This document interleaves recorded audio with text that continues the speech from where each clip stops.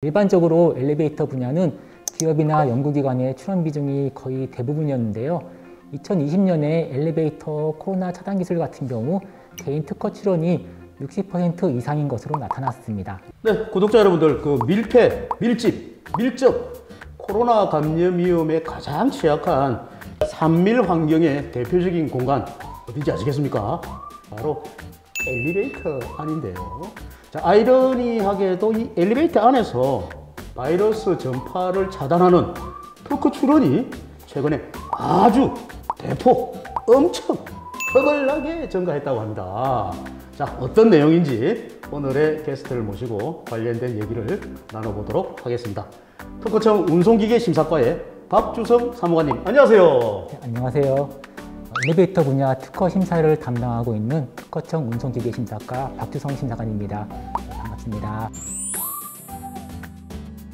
네, 반갑습니다. 우리 박주성 심사관님 저하고 같은 과라서 더더욱 반갑네요. 네, 사무관님, 엘리베이터 안에 바이러스 전파를 차단하는데 특허 출원이 대폭 늘어났다고 하는데 얼마나 어떻게 증가된 겁니까? 코로나 이전, 그러니까 2010년부터 2019년까지 10년간 엘리베이터 내 바이러스 전파 차단 기술 관련 특허 출원은 연평균 15건 정도였는데요. 코로나 팬데믹 이후 2020년에만 114건으로 대폭 증가했습니다. 2019년에 17건이 출원되었음을 생각하면 1년 새 6배 이상이 증가한 거죠. 그렇군요. 작년에 엄청나게 증가했군요. 자, 그러면 공간이 제한적인 그 엘리베이터 안에서 관련된 특허가 한 해에만 100건이 넘게 그렇게 출원이 됐다고 하는데 슬슬 어떤 기술인지도 또 상당히 궁금해집니다. 엘리베이터 안에서 바이러스를 전파하는 차단 기술, 어떤 기술들이 있습니까? 우선 엘리베이터 내에서 바이러스가 어떻게 전파되는지를 먼저 설명드리면 네네. 이해가 쉬우실 것 같은데요. 네. 불특정 다수가 이용하는 버튼을 통한 손끝 감염, 그리고 아까 말씀하신 산밀 환경에서의 공기 감염을 통해 엘리베이터 내 바이러스가 전파되고 있는 상황입니다. 네. 그래서 특허 출원은 이 두 문제를 해결하기 위해 비접촉식 인터페이스 기술이나 내부 공기 정화 기술, 버튼 살균 소독 기술들이 출원되고 있는 중입니다. 그렇군요. 손끝에서 오는 감염, 그리고 공기를 통해서 오는 감염. 그러면 먼저 비접촉식 인터페이스 기술에는 어떤 것들이 있습니까? 네, 먼저 스마트폰이나 내비게이션 등에 많이 사용되는 음성인식 기술이 엘리베이터에도 적용되고 있는데요. 네. 손으로 버튼을 누를 필요 없이 음성을 통해 엘리베이터를 호출하거나 목적층을 선택하는 방식입니다. 다음으로는 스마트폰을 이용하는 기술들이 있습니다. 엘리베이터와 연동된 앱을 다운받아 블루투스 방식으로 엘리베이터를 제어하는 방식이 있고요. 삼성페이 같은 NFC 방식을 엘리베이터에 적용해 스마트폰을 갖다 대면 미리 등록한 목적층으로 이동하는 그런 방식도 많이 적용되고 있습니다. 듣고 보니까 그렇군요. 자, 그럼 일종의 어떤 스마트 출입 시스템이나 어떤 방식을 이용하는 건데 갖다 대면 알아서 문도 열어주고 목적층까지 데려다 주는 그런 건데 미리 등록을 또 해놨다 보니까 보안에도 또 큰 도움이 되겠어요. 자, 여기서 우리 구독자분들에 잠깐만 좀 팁을 드린다면은 발명은 어떻게 응용하에 따라 정말 무궁무진한데 적용 방식은 비슷한데 그 적용 대상이 또 다를 때 예상 외의 어떤 탁월한 효과가 발휘되면은 그것도 특허로 가능하다는 것을 지금 박주성 심사관님께서 보여주셨고, 자, 그 다음에 또 어떤 기술이 있는지 계속해서 소개를 해주시죠.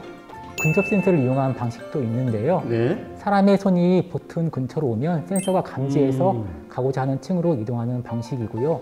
비슷한 방식으로 모션 인식을 이용하는 방식이 있는데 VR 기술을 통해 카메라로 손의 움직임을 인식하기 때문에 센서 방식보다는 효율적인 측면이 있다고 말씀드릴 수 있을 것 같습니다. 하긴 펜트하우스 헤라필리스 같은 100층이 넘는 그런 빌딩은 센서 100개보다야 모션 인식 방식이 더 효율적이지 않나 하는 또 생각을 해봅니다. 그 다음에 엘리베이터 내부에 또 공기를 정하는 기술이 있다고 하는데 그것도 한번 소개를 해주시죠. 기존에도 깨끗한 공기를 공급해주는 기술들이 있었는데요. 네. 코로나 이후에 공기 중에 바이러스를 제거하는 살균 소독 기술들이 많이 접목이 되었습니다. 자외선을 내보내서 바이러스를 제거하는 방식도 있고요.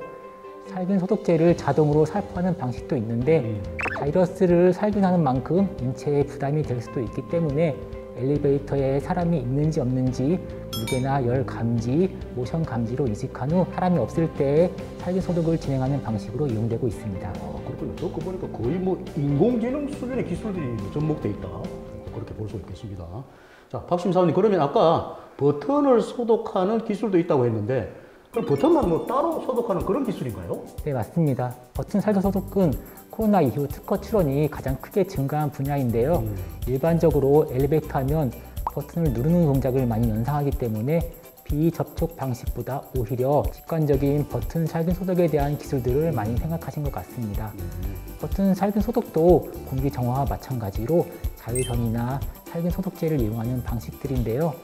소독되고 있다는 것을 탑승한 사람들에게 알리고 안심시키기 위해 소독 중에는 색을 달리해서 시각적 상호작용을 주는 경우도 있고요. 버튼 구조를 일반적인 평면이 아닌 입체적 구조로 디자인해서 사용할 때마다 손이 접촉하는 부위가 바뀌도록 하는 방식도 있습니다. 엘리베이터 내 전파 차단 기술이 이렇게 다양하게 있다니까 참 흥미로운데요. 제 생각에는 이런 기술들은 뭐 또 다른 3.1 구역이 대중버스나 지하철 이런 곳에서도 많이 적용이 될 수 있겠다, 그런 생각도 해봅니다. 자, 듣자 하니까 이제 이 기술들은 기업보다는 오히려 개인들의 출원이 또 많았다고 하는데, 이게 뭐 사실입니까? 어떻습니까?